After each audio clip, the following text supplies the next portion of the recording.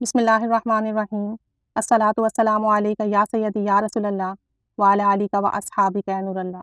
درود شریف پڑھنے کے حوالے سے کچھ امپورٹنٹ چیزیں، امپورٹنٹ باتیں، کیونکہ ہم سب درود شریف پڑھ رہے ہیں تو ہمیں ان باتوں کا بھی علم ہونا چاہیے تاکہ ہم درود شریف پڑھیں تو ہمیں پتہ ہو کہ کیا صحیح چیز ہے۔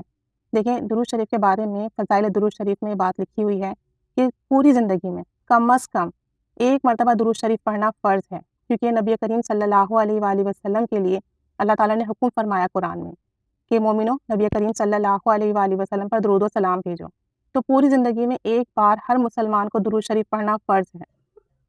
اور اگر کسی مسلمان نے ایک بار بھی درود شریف نہ پڑھا پوری زندگی میں تو اس نے یہ فرض ترک کیا۔ اور آپ کو پتہ ہے کہ جو بھی اعمال جیسے نماز ہے، روزہ ہے، زکوٰۃ ہے، ہم پر فرض ہیں، اور اگر ہم فرض کی ادائیگی نہ کریں اور ان گناہوں پر ہمیں کس طریقے کی وعید ملی ہے، تو پوری زندگی میں ایک بار درود شریف پڑھنا فرض ہے، لازمی پڑھنا ہے، ہر مسلمان کو پڑھنا ہے۔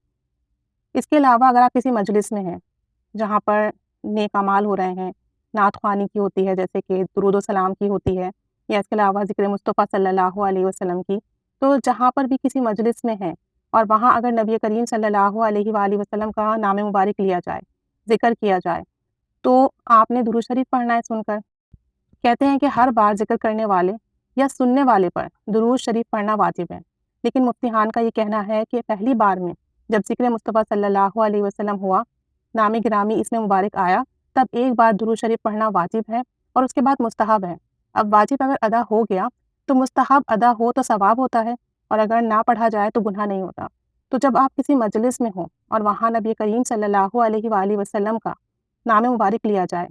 تو پہلی دفعہ تو لازمی درود شریف پڑھنا ہے، ایک دفعہ پڑھنا واجب ہے، اور پھر جتنی بار لیا جائے ان کا نام صلی اللہ علیہ وسلم تو آپ درود شریف پڑھیں، اور اگر آپ نہیں پڑھتے ہر بار تو اس میں گناہ نہیں ہوگا۔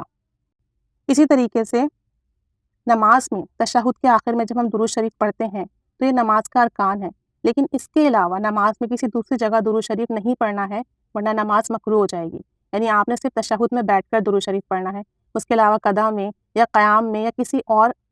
رکن پر درود شریف نہیں پڑھنا ہے۔ اسی طریقے سے جب خطبہ ہو، جیسے نماز جمعہ سے پہلے خطبہ ہوتا ہے، تو جب نبی کریم صلی اللہ علیہ وآلہ وسلم کا نام آئے یا آیت درود پڑھی جائے، یا ایھا الذین آمنوا یہ والی آیت پڑھی جائے، تب آپ نے درود شریف پڑھنا ہے، زبان سے پڑھیں یا دل میں پڑھیں، لیکن اس وقت آپ نے لازمی درود شریف پڑھنا ہے۔ مزید اس کتاب میں لکھا ہے کہ بے وضو درود شریف پڑھنا جائز ہے، یعنی اگر آپ کا وضو نہیں ہے آپ تب بھی پڑھ سکتے ہیں، اس میں کوئی گناہ نہیں۔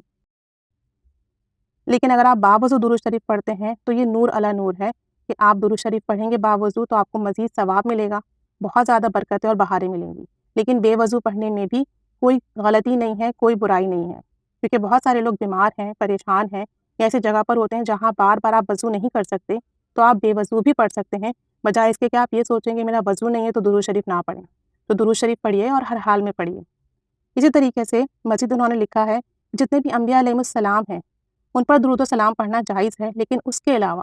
کسی کے لیے درود و سلام نہیں ہے۔ جیسے آدم علیہ السلام ہے، علیہ السلام میں سلام جا رہا ہے ان پر، تو نبی کریم صلی اللہ علیہ وسلم پر اور انبیاء علیہ السلام پر درود شریف پڑھا جاتا ہے، اس کے علاوہ کسی اور پر درود شریف نہیں پڑھا جائے گا، یہ غلط ہے۔ اگر آپ نے پڑھنا بھی ہے تو آپ یوں کہیں گے اللہم صلی علی محمد، یعنی نبی کریم صلی اللہ علیہ وسلم کی آل پر آپ نے درود بھیجا، لیکن آپ صلی اللہ علیہ وآلہ وسلم کے بعد، یا اللہم صلی علی محمد وعلی آل محمد،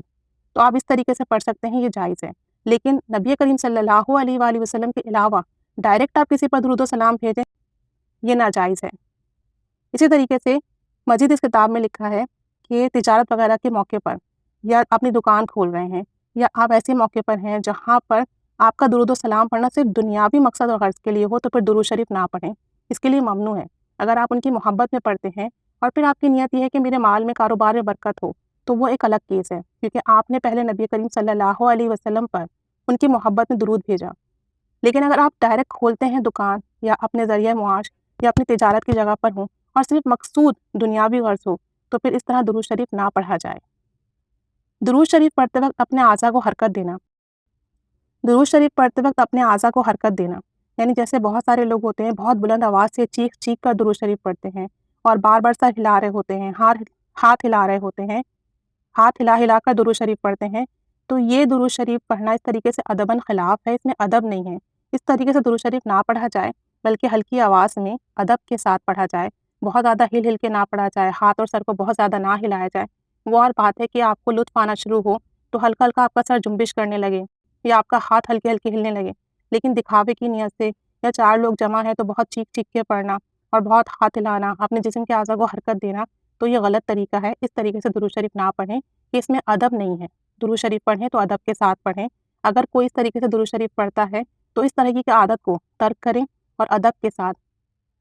آہستگی سے درود شریف پڑھنے کی کوشش کریں۔ تو یہ کچھ ایسی امپورٹنٹ پوائنٹ ہے کہ ہم درود شریف پڑھیں تو ہمیں معلوم ہونا چاہیے کہ ہمیں کب اور کس طرح سے درود شریف پڑھنا ہے، کن کن نیتوں کے ساتھ پڑھنا ہے، اور کہاں کہاں ہمیں درود پاک نہیں پڑھنا چاہیے کہ اس سے بے ادبی نہ ہو جائے۔ اللہ تعالیٰ رحمت کی نگاہ فرمائے۔ درود شریف پڑھیں تو ساتھ ساتھ یہ بھی معلوم ہونا چاہیے کہ درود شریف کب، کہاں، کس طرح پڑھنا ہے کہ اللہ اور اس کے حبیب صلی اللہ علیہ وآلہ وسلم خوش اور راضی ہوں۔ اللہ تعالیٰ ہمیں پڑھنے کی توفیق عطا فرمائے، ادب کے ساتھ، محبت کے ساتھ،